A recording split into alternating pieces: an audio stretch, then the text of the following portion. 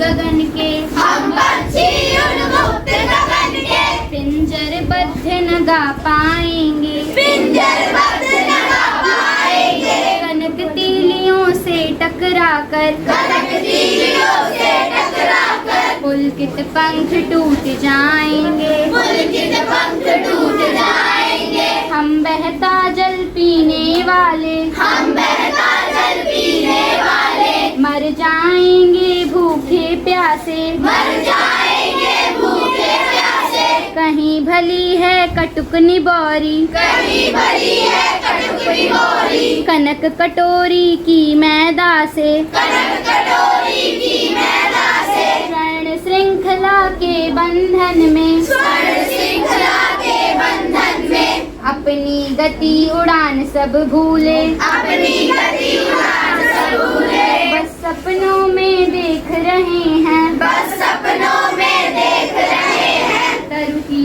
पुनगी पर के झूले, तरु की पुनगी पर के झूले।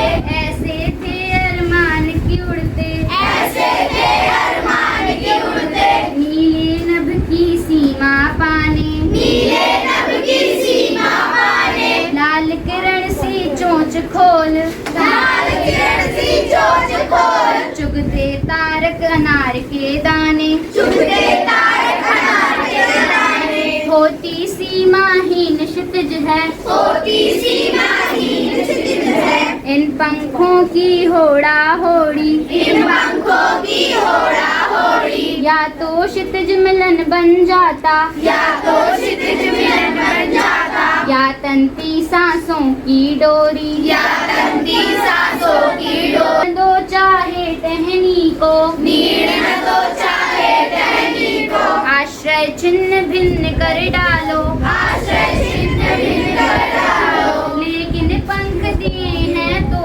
लेकिन पंख दिए हैं तो, आकुल उड़ान में विघ्न न डालो। आकुल उड़ान में डालो। शिव मंगल सिंह सुमन। को बताया कि आज़ादी की बात की गई है कि हमें आज़ादी कैसे प्राप्त करनी चाहिए। इस कविता के कवि कौन है? शिव मंगल सिंह सुमन। सुमन। इसमें देखो पहली पंक्ति है, हम पंछी उन्मुक्त गगन के पिंजरबद्ध न गा पाएंगे। मतलब कवि ने कहा पक्षियों के माध्यम से कह रहे हैं कि पक्षी क्या कह रहे हैं कि वो उन्मुक्त गगन में रहना चाहते हैं, वो पिंजरे में बंद कर नहीं रहना चाहते। पिंजरबद्ध यानी पिंजरे में बंद जाना, पिंजरे में बंद जाना यानी कैद हो जाना। तो क्या कैद रहना किसी को पसंद है? No ma'am. कोई भी कैद रहना नहीं चाहता। कनक तीलियों से टकराकर पुलकित पंख टूट जाएंगे। अब देखो यहाँ पे कनक का मतलब क्या होता है? सोना। कनक का मतलब क्या है? सोना। सोने की तीलियों से बना हुआ पिंजरा। कनक तीलियां क्या है? सोने की तीलियों से बना हुआ पिंजरा। अब ये सोने की तीलियों से बने हुए पिंजरे का तात्पर्य क्या है? यानी कि क्या है? सुख सुविधा संपन्नता, मतलब उनके पास सामर्थ्य हो, सुख सुविधाएं हो। तो ऐसे पिंजरे में भी वे बंद नहीं रहना चाहते। कौन? पंछी। पक्षी। क्यों नहीं रहना चाहते? क्योंकि वो पिंजरे में वो क्या है? कैद। ऐसे पिंजरे में कोई रहना चाहेगा? No ma'am. नहीं रहना चाहेगा। तो कनक तीलियों का क्या तात्पर्य है? बोलो। सोने की तीलियां। सोने की तीलियां। तीलियां। ठीक है, मैं लिख दे रही हूँ कनक तीलियों।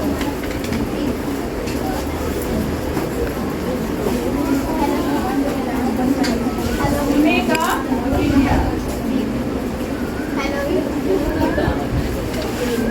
चलो आगे है, हम बहता जल पीने वाले मर जाएंगे भूखे प्यासे। खड़ी हो गई। हम बहता जल पीने वाले। कवि क्या कह रहे हैं कि पक्षी कह रहे हैं उन्हें क्या पसंद है? बहता जल पीना। बहता जल क्या होता है? शुद्ध होता है। बहता जल देखो सबसे शुद्ध नदी का पानी माना जाता है, मालूम है ना? Yes ma'am. क्यों माना जाता है? क्योंकि वह बहता हुआ जल है। तो पक्षियों को क्या पसंद है? बहता जल पीना। तो कभी कह रहे हैं कि हम बहता हुआ जल पीने वाले हैं। हम भूखे प्यासे मर जाएंगे लेकिन अशुद्ध जल हम नहीं पिएंगे। इसके लिए पक्षी क्या करते हैं, बहुत दूर तक जाते हैं, उड़ के नदी के पास जाते हैं और फिर वहाँ पे पानी पीते हैं। उन्होंने कहा कि हम भूखे प्यासे मर जाएंगे लेकिन हम बहता जल ही पिएंगे। और कहीं भली है कटुक निबौरी, और उनका कहना था कि उनके लिए वो नीम के कड़वे फल, नीम के फल कभी खाया है तुम लोगों ने? No ma'am. नीम के कड़वे फल जो होते हैं ना, वो जब पक जाते हैं तो थोड़े मीठे लगते हैं लेकिन उनमें कड़वाहट बची रहती है। ऐसे कड़वे फल को वो खाना पसंद करते हैं। क्यों? क्योंकि वो स्वतंत्र हैं, खुली वादी में है, तो उन्हें जो है वो नीम का कड़वा फल भी अच्छा लगता है। और जैसे आप बंधन में रहो, आपको व्यंजन परोस दिया जाए, एक कमरे में बंद कर दिया जाए आपको, और आपको व्यंजन परोस दिया जाए तो क्या अच्छा लगेगा? No ma'am. नहीं लगेगा। आपको अच्छा क्या लगेगा? आप भले खुले हैं लेकिन उसमें आपको आपके मनपसंद आपको भोजन नहीं मिल रहा है, लेकिन आप आजाद हैं तो आपको रहना अच्छा लगेगा। कहीं भली है कटुक निबौरी, कटुक निबौरी यानी कड़वी निबौरी। क्या है? कड़वी निबौरी बहुत अच्छी लग रही है। किसकी अपेक्षा? सोने की कटोरी में रखे हुए पकवान की अपेक्षा कड़वी निबौरी पक्षी को बहुत अच्छी लग रही है, क्योंकि वो खुले स्वतंत्र है तो उसे क्या मिल रहा है? कड़वी निबौरी। और बंधन में है तो क्या मिल रहा है? पकवान। तो बंधन में रहना चाहेगा कोई? No ma'am. नहीं रहना चाहेगा। पक्षी कह रहे हैं स्वर्ण श्रृंखला के बंधन में अपनी गति उड़ान सब भूले, बस सपनों में देख रहे हैं तरुकी फुनकी पर के झूले। कवि कह रहे हैं कि सोने की श्रृंखला से, सोने की जंजीरों से बंधे हुए बंधन में ये पक्षी क्या है? अपने उड़ने की गति भूल गए हैं। मतलब जहाँ पक्षियों में तो उड़ने की कला होती है, क्षमता होती है, बहुत ऊंचाई तक उड़ सकते हैं, लेकिन वो क्या है? बंधन में है, पिंजड़े में बंद है, तो क्या वो उड़ पाएंगे? नहीं उड़ पाएंगे। वे बस सपने में देख रहे हैं कि वो पेड़ की सबसे ऊंची वाली डाली पर बैठे हैं और क्या कर रहे हैं?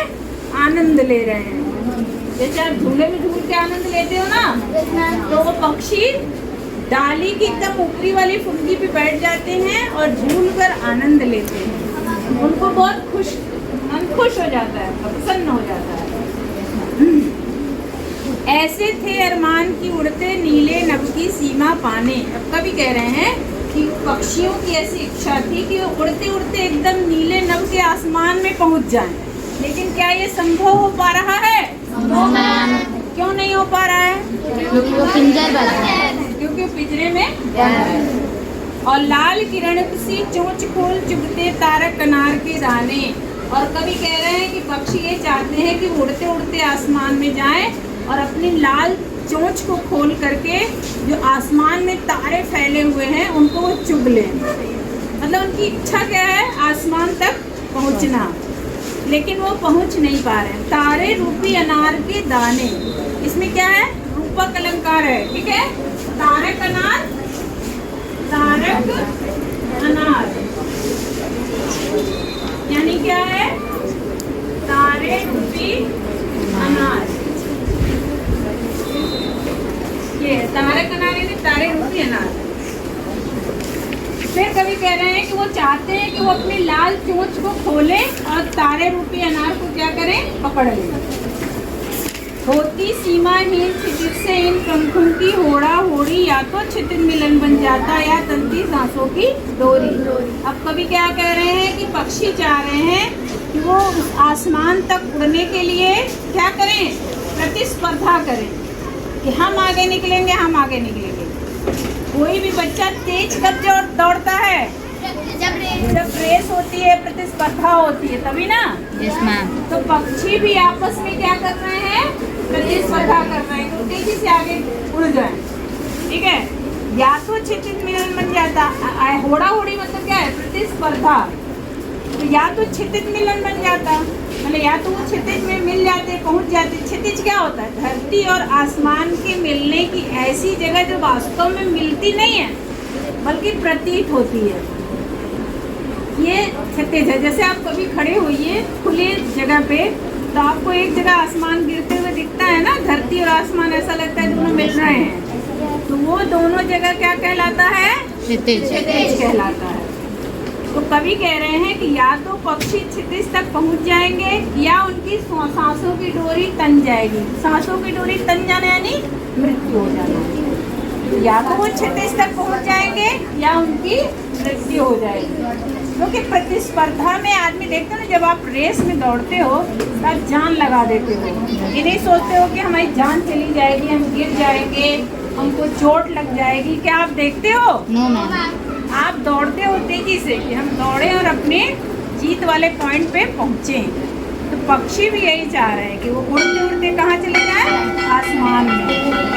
और नीड़ न दो चाहे टहनी का, आश्रय छिन्न भिन्न कर डालो, लेकिन पंख दिए हैं तो आकुल उड़ान में विघ्न न डालो। कवि ने कहा कि पक्षी की इच्छा क्या है? पक्षी की इच्छा है कि मुझे अगर रहने के लिए आश्रय दिया है तो टहनी भी दो। टहनी यानी पेड़ की डालियाँ। हमें रहने के लिए क्या दो? पेड़ की डालियाँ। और हमें उड़ने के लिए क्या दो? पंख दो। और हमारे आकुल उड़ान में क्या है? विघ्न मत डालो, माना हम उड़ने के लिए बेचैन हैं तो उसमें तुम रुकावट मत बनाओ, हमें उड़ने दो। यानी कुल मिलाकर पक्षी कैसे रहना चाहते हैं? आजाद। बस इस कविता का यही भाव है।